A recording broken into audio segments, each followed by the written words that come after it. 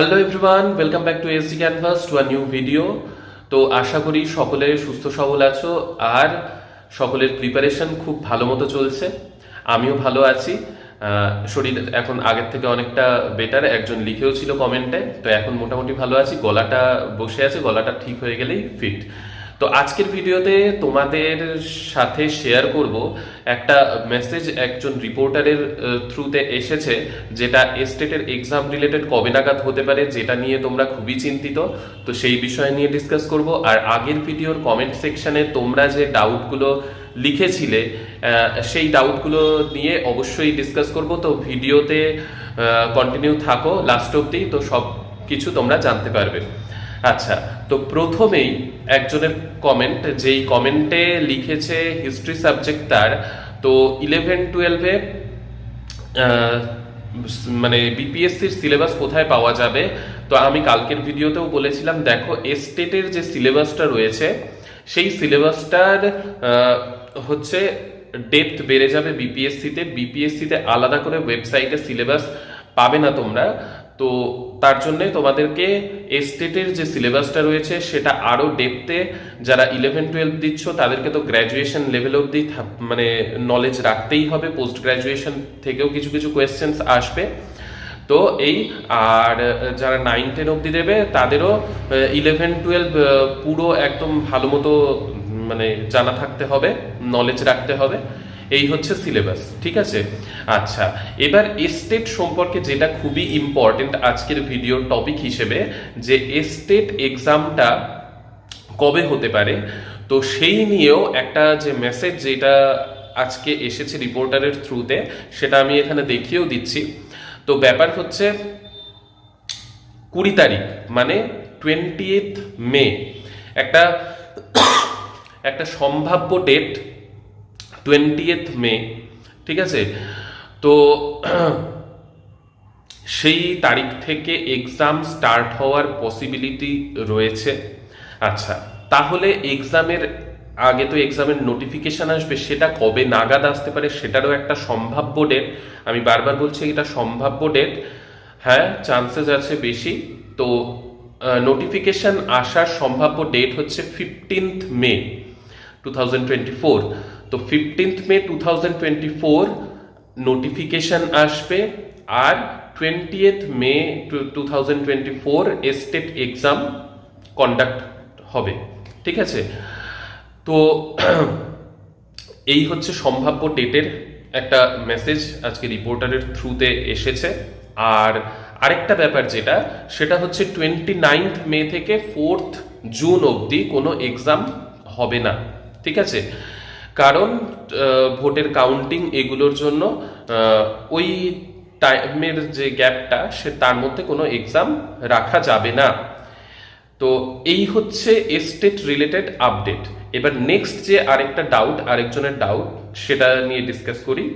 জিজ্ঞাসা করেছে যে দাদা আমার ইংলিশ সাবজেক্ট আর আমি এস্টেট এক্সাম দিতে চাই, তো আমার সাবজেক্ট কম্বিনেশন কি হবে। এইরকম অনেকগুলো মেসেজই এসেছে, কারো ইংলিশ কারো বেঙ্গলি, মানে যাদের ল্যাঙ্গুয়েজ তাদের ক্ষেত্রে কি হবে আমি আগের ভিডিওগুলোতে বলেছিলাম। তো ব্যাপার হচ্ছে, শোনো, তোমরা এই জিনিসটা হয়তো বুঝতে পারোনি।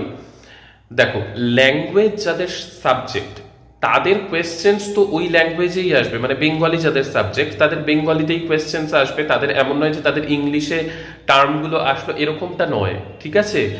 বেঙ্গলি সাবজেক্ট যাদের, তাদের সাবজেক্ট বেঙ্গলিতেই আসবে। ইংলিশ সাবজেক্ট যাদের, তাদের তো ইংলিশের কোয়েশ্চেন আসবে, ইংলিশেই আসবে, ঠিক আছে। তো আমি বলেছিলাম যে এস্টেটে তোমরা যেই ল্যাঙ্গুয়েজ সিলেক্ট করেছো সেই ল্যাঙ্গুয়েজে কোয়েশ্চেন আসবে।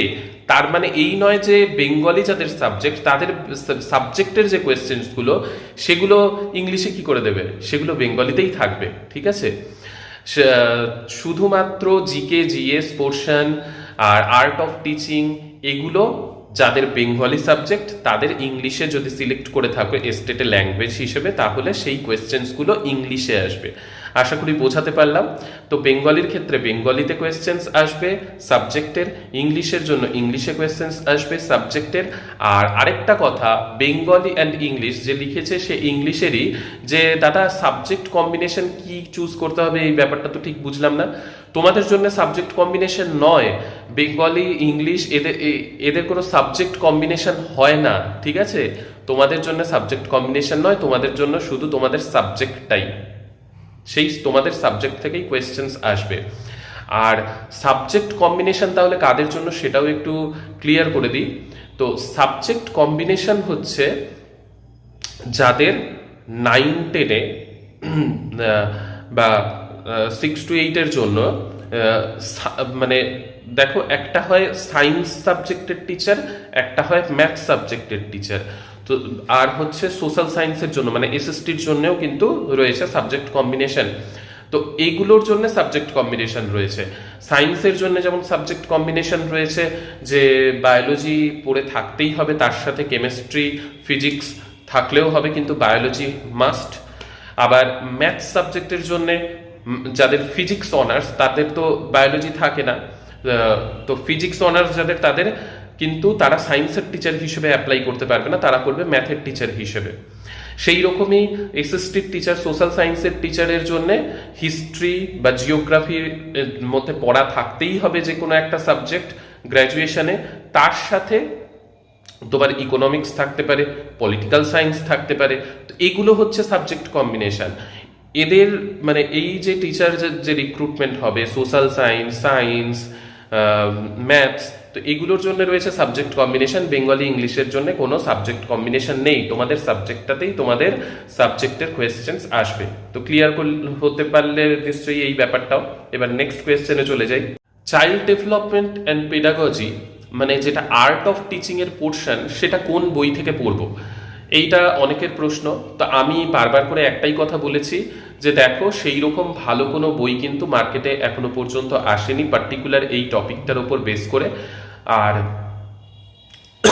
তার কারণ হচ্ছে একটাই, এই এক্সামটা দুটোই হয়েছে, টিআরই 1 হয়েছে, টিআরই 2 হয়েছে শুধুমাত্র, ঠিক আছে? আর সেই ক্ষেত্রে তোমরা সিলেবাসটা কভার করবে কি করে, ওই যে আমি আগেও বলেছিলাম ভিডিওতে, যে সিলেবাসে স্টেটের সিলেবাসে দেখো আর্ট অফ টিচিং এর আন্ডারে যেই টপিকগুলো রয়েছে সেই টপিকগুলো পার্টিকুলারলি তোমরা রেডি করো ইউটিউব থেকে সার্চ করে। সেই টপিকের ওপর দেখবে অনেক ভিডিওস রয়েছে, আলাদা আলাদা ভিডিওস টপিকগুলো হিসেবে কভার করে সেগুলোর নোট প্রিপেয়ার করে সেগুলো রিভিশন করলে সেটা যথেষ্ট ভালো কাজে দেবে, ঠিক আছে? তাহলে তোমরা আর্ট অফ টিচিংয়ে অনেকটা হাই স্কোর করতে পারবে। পার্টিকুলার কোনো বই কিন্তু আমি বারবার বলছি, হ্যাঁ এখন মার্কেটে এই এক্সামগুলো হওয়ার জন্য বেশ কিছু বই বেরিয়েছে, কিন্তু আমি বলবো এইরকমভাবে যদি তোমরা প্রিপেয়ার করো তাহলে হাই স্কোর করতে পারবে তোমরা। আচ্ছা, তো নেক্সট কোয়েশ্চেন কি আছে সেটা জেনে নেওয়া যায়। আচ্ছা, নেক্সট জিজ্ঞাসা করেছে যে জিএস জিকে পোর্শনের জন্যে ancient history, medieval history, economy, এই কটা সাবজেক্টের কথাই লিখেছে যে এগুলো পড়তে হবে। তার একজন আবার দেখলাম রিপ্লাই দিয়েছে ইউপিএসসি সিলেবাস না, একদমই নয়। মডার্ন হিস্ট্রি তোমরা সিলেবাসটা যদি ভালো করে দেখো সেইখানে খুব ভালোভাবে মেনশন করা রয়েছে, আর বেশি মডার্ন হিস্ট্রির থেকেই কোয়েশ্চেন্স আসে, মানে মডার্ন হিস্ট্রিতেই তোমরা ভালো করে ফলো করবে। ইন্ডিয়ান ন্যাশনাল মুভমেন্ট যেটা, সেই টপিক থেকেই মেইনলি কোয়েশ্চেন্স আসে। অ্যানসেন্ট হিস্ট্রি পড়ার কোনো দরকার নেই এই এক্সামের জন্য, মানে বিপিএসসি টিআরই টিচিং রিক্রুটমেন্টের জন্য কোনো দরকার নেই অ্যানসেন্ট হিস্ট্রি, মেডিভাল হিস্ট্রি খুব ভালো করে পড়ার। যদি মডার্ন হিস্ট্রিটা খুব ভালো করে গ্রিপে আনতে পারো, ভালো করে পড়তে পারো, তাহলেই তোমার কাজ হয়ে যাবে। আর বাকি জিওগ্রাফি, ইকোনমি, পলিটি এগুলোর থেকে কোয়েশ্চেন্স আসে। আর কারেন্ট অ্যাফেয়ার্স তো রয়েইছে, আর বিহার স্ট্যাটিক জিকেও রয়েছে, তো এগুলোর থেকেই জিকে জিএস পোর্শনে কোয়েশ্চেন্স আসে। খুবই ইম্পর্টেন্ট একটা কোয়েশ্চেন যে দাদা স্টেট একবার কোয়ালিফাই করার পর বিপিএসসি টোটাল কতবার দেয়া যাবে? খুব ভালো প্রশ্ন।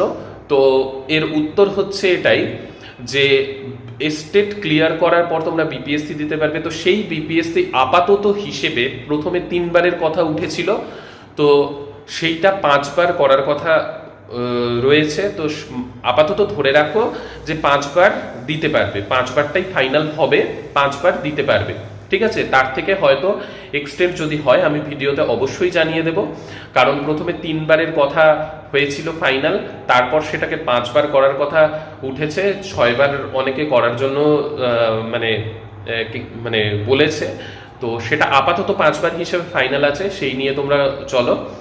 আর 1 থেকে 2বারের মধ্যেই অবশ্যই যাতে মানে ক্র্যাক করতে পারো সেই হিসেবে প্রিপারেশন নিতে থাকো। আচ্ছা, নেক্সট জিজ্ঞাসা করেছে, দাদা আপনার পোস্টিং কোথায়? আমি আগেও বলেছি, আবারও বলছি, হয়তো নতুন হতেই পারে। তো আমার পোস্টিং হয়েছে কিষানগঞ্জে, ঠিক আছে। আমি ফার্স্ট প্রায়োরিটি কিষানগঞ্জ ডিস্ট্রিক্ট দিয়েছিলাম, আমি কিষানগঞ্জেই পেয়েছি, ঠিক আছে। তো আমার পোস্টিং কিষানগঞ্জে। দাদা সোশ্যাল সায়েন্সে 4টে সাবজেক্ট নিয়েই কি এক্সাম হবে? তো এস্টেটে 4টে সাবজেক্টের থেকেই কোয়েশ্চেন্স থাকবে, আর বিপিএসসিতে তুমি যেই 2টো সাবজেক্টকে সিলেক্ট করবে তো সেই 2টো সাবজেক্ট থেকে কোয়েশ্চেন্স থাকবে, মানে তোমাকে 4টে সাবজেক্টই প্রিপেয়ার রাখতে হবে, এই হচ্ছে মেইন কথা, ঠিক আছে। আচ্ছা, আরেকটা ইম্পর্টেন্ট কোয়েশ্চেন যে দাদা ফিমেল ক্যান্ডিডেটদের এস্টেটে কোয়ালিফাইং মার্কস কত, 40% না হচ্ছে তোমার 50%, কোনটা? তো দেখো 150-র মধ্যে 75 অবশ্যই যাতে পাও সেটা মাথায় রাখো, কারণ আদার স্টেট বুঝতেই পারছো। তো কখন নতুনভাবে আবার অন্য কিছু নোটিফিকেশন চলে আসবে বা কিছু হওয়ার সম্ভাবনা নেই, তো তাও আমি বলবো সকলকেই 50% অ্যাবাভ স্কোর যাতে থাকে। আচ্ছা, তো এমনি ফিমেল ক্যান্ডিডেটদের জন্য আদার স্টেটের তোমাদেরকে 60 পেতে হবে, ঠিক আছে। 60 পেতে হবে আউট অফ 150, মানে যেটা দাঁড়াচ্ছে 40%, ঠিক আছে।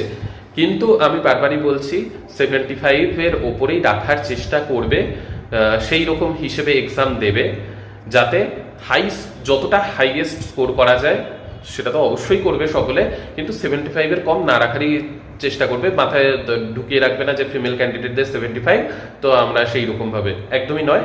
আমি বলবো ফিমেল ক্যান্ডিডেটদেরও 75-এর ওপরে যাতে স্কোর করতে পারো সেই রকম ভাবে প্রিপারেশন নাও। এমনি তোমাদের জন্য 60 মানে 40%ই, ঠিক আছে। তো আশা করি ভিডিওটা ভালো লেগেছে, ভালো লাগলে অবশ্যই লাইক এক্ষুনি করে দাও, লাইক করো, সাবস্ক্রাইব করো যারা যারা নতুন আছো চ্যানেলে। হ্যাঁ, আগের ভিডিওতে অনেকে লাইক করেছো, আমি জানি যারা রেগুলার দেখো তাদের মধ্যে অনেকে অনেক অনেক ভালোবাসা দাও আর লাইকও করো। তো বাকি যারা স্কিপ করে যাচ্ছ বা লাইক করছো না তাদের জন্য অনুরোধ রইল, একটা লাইক করে দিও আর সাবস্ক্রাইব করে দিও চ্যানেলে নতুন হয়ে থাকলে। তাহলে নেক্সট ভিডিওতে তোমাদের সকলের সাথে আবার দেখা হচ্ছে, আর তোমাদের যা যা ডাউট থাকবে অবশ্যই কমেন্ট সেকশনে দিয়ে দিও, আমি অবশ্যই নেক্সট ভিডিওতে সেগুলোর রিপ্লাই দেবো। বাই, সুস্থ থেকো।